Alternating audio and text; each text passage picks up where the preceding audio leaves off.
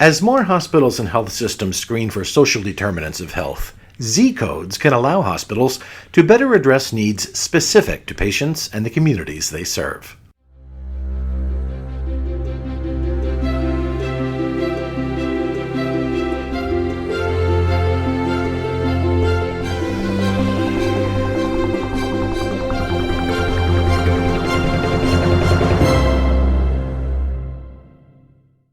Welcome to Advancing Health, a podcast from the American Hospital Association.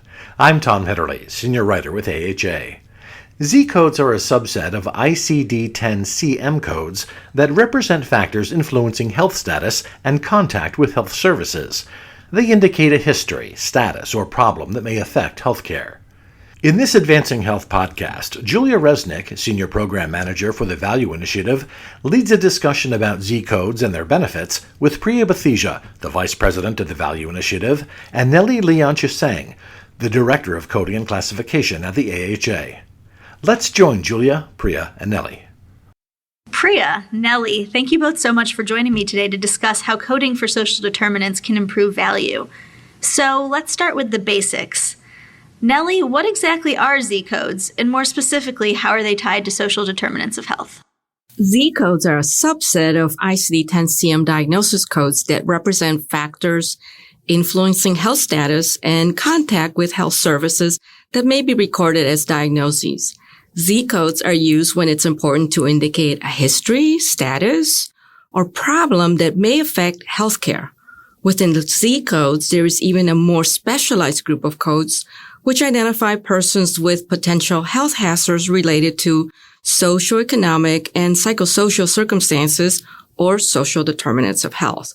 These codes were developed by the World Health Organization, or WHO, the organization responsible for the development of all ICD-10 codes. In the U.S., we use ICD-10-CM, which is a clinical modification of the international version. Some examples of existing ICD-10-CM Z codes for social determinants of health are codes to identify problems related to education and literacy, employment, housing, such as homelessness, lack of adequate food or water, or occupational exposure to risk factors like dust, radiation, or toxic agents. That's really interesting. So now that we know that those Z codes exist, why is it important to document them for social determinants? Priya, I'll have you take that one. Great. Well, thanks, Julia. Using Z codes and standardizing the approach in which you use Z codes has a lot of benefits, both at the hospital and the national level.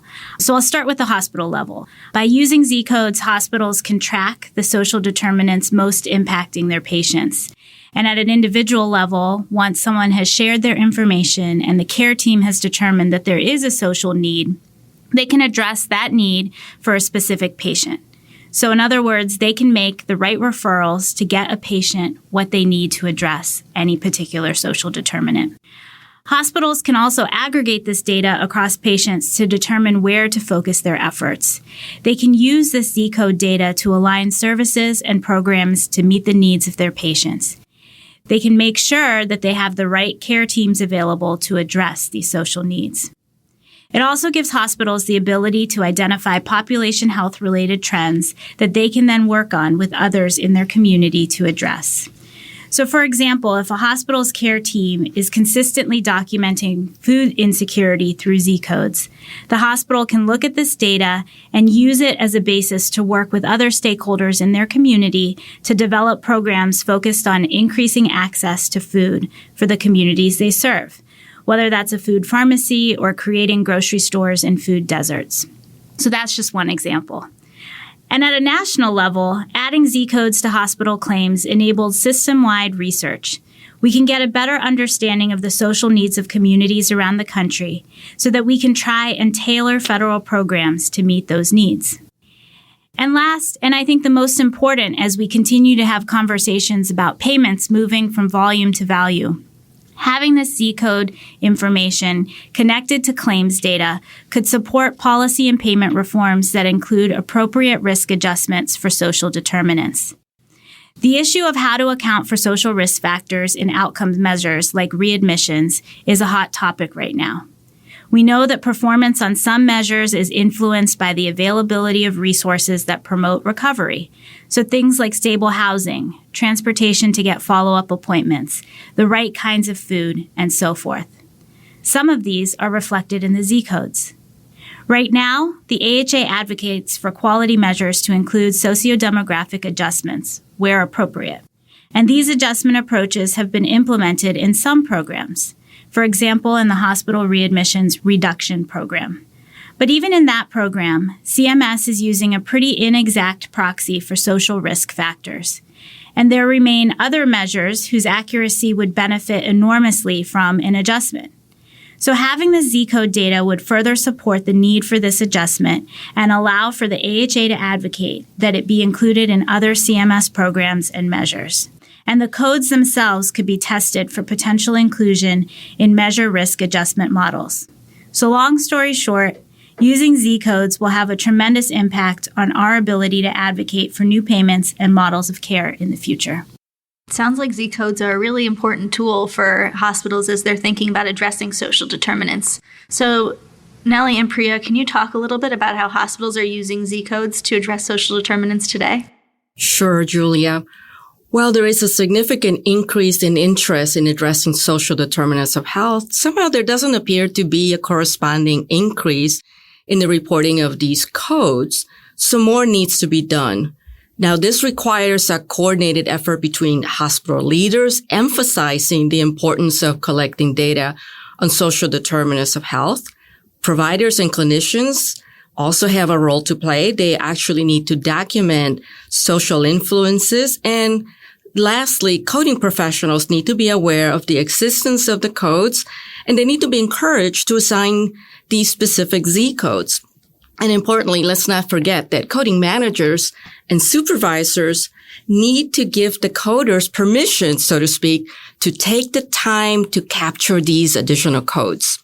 One of the poster child examples for the potential benefits of the ICD-10-CM codes when we were preparing for implementation was the ability to identify through the codes additional factors that could provide a more complete picture of the patients and the services they receive.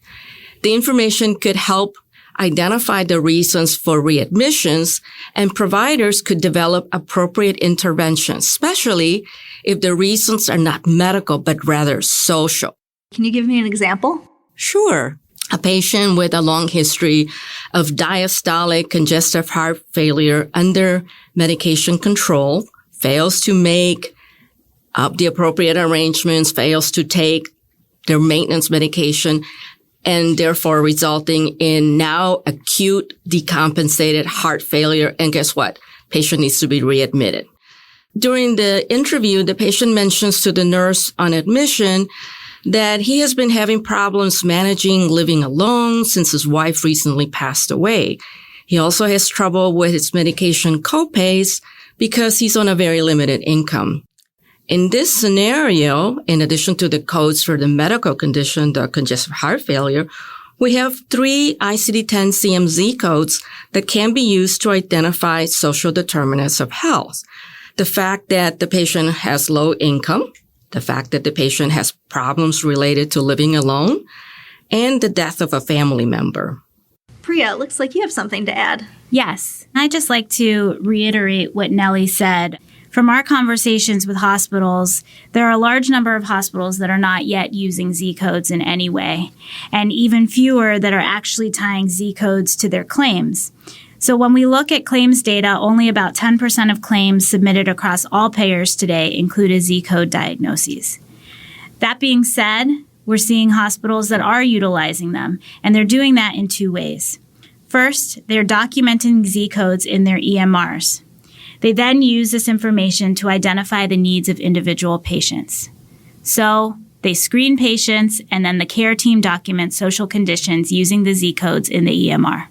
And some hospitals have really done some advanced work in this area to create crosswalks for documenting Z codes. This makes it easier for care teams to document this information in the EMR and leads to more consistent results across providers and facilities.